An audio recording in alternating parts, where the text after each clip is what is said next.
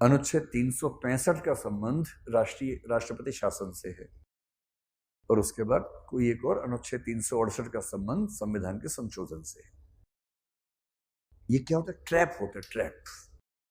अगर आपने कभी संविधान थोड़ा सा भी पढ़ा होगा तो आप पाएंगे इनमें से 3 कथन आपको ठीक लग रहे होंगे एकदम। अब 356 तो हाँ राष्ट्रपति शासन है, ऐसा लगा होगा।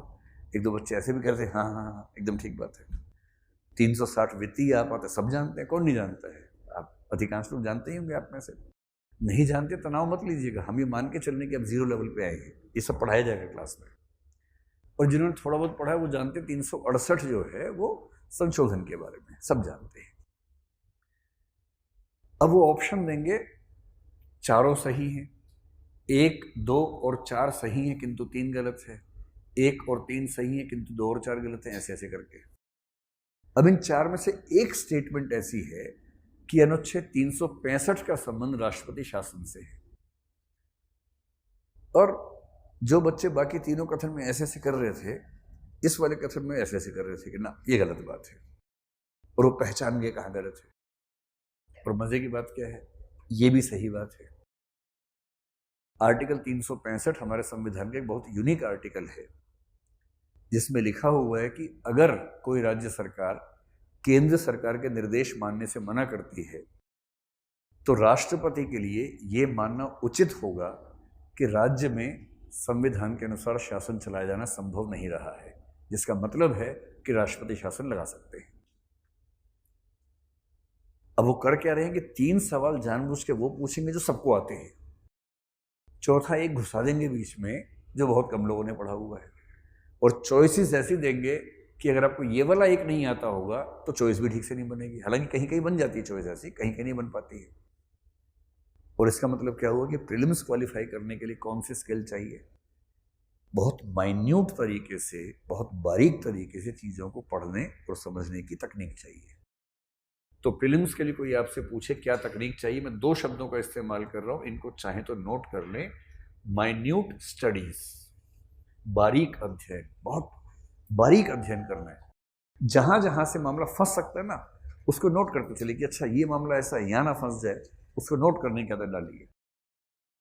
और दूसरा देखिए क्या होगा, आप कितना भी संविधान को ठीक से पढ़ लीजिए, संविधान का मतलब संविधान हो, इतिहास हो, भूगोल हो, कोई भी विषय हो, सभी विषयों पर बात लागू होती है। मैं क्योंकि संविधान का अध्यापक रहा हूं लंबे समय तक, तो मैं संविधान के एग्जाम्पल ज्यादा आपको देता हूं, इतना ही मामला है।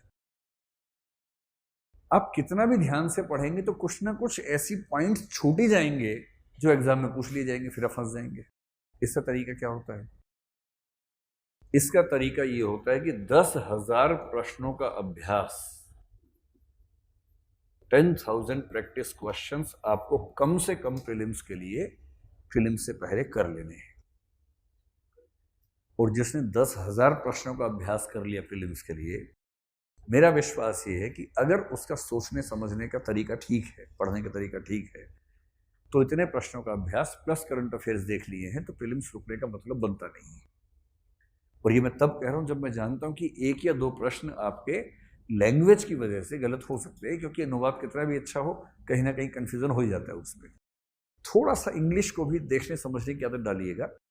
जो भी टेक्निकल वर्ड्स होते हैं ना, जो तकनीकी शब्द होते हैं, उनको अंग्रेजी में भी देखते रहिएगा, ताकि पेपर में इंग्लिश में देख के आप समझ जाएं। अगर अनुवाद गलत हो जाए तो आप समझ जाएं कि क्या कहने का प्रयास किया गया है। अब ये 10,000 क्वेश्चंस कहाँ से आएंगे?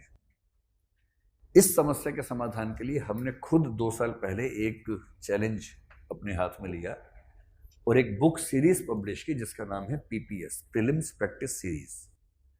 इसमें 6 बुक्स हैं जो हम आपको देंगे, आपके नोट्स का हिस्सा है, आपको वो खरीदना नहीं है, वो इसी बैच का हिस्सा है। जैसे इतिहास है, इतिहास में लगभग 2000 प्रश्न हैं।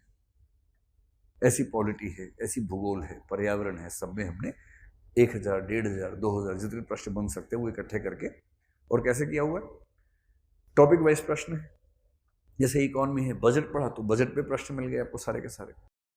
हर प्रश्न में प्रश्न कहाँ से लिए हैं? प्रश्न लिए हैं यूपीएससी में ही जो प्रश्न पहले आए हैं, आईएएस के एग्जाम में, फिर सीडीएस के एग्जाम में, एनडीए के एग्जाम में, सीएपीएफ के एग्जाम में, फिर यूजीसी या एनटीए के जो एग्जाम होते हैं उनमें जो प्रश्न आए हैं वो इकट्ठे किए।